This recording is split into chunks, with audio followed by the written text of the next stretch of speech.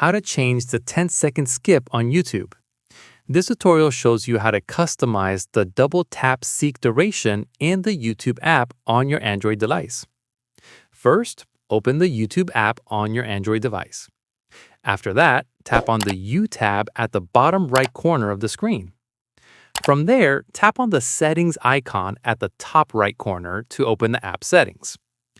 At this point, tap on playback under the video and audio preferences section. In the next step, scroll down and look for the double tap to seek option. Following this, tap on it to open the seek duration settings. Once done, you'll see a list of available time options ranging from 5 seconds all the way up to 60 seconds. From here, if you want to decrease the skip time, select the lower value like 5 seconds for more precise seeking.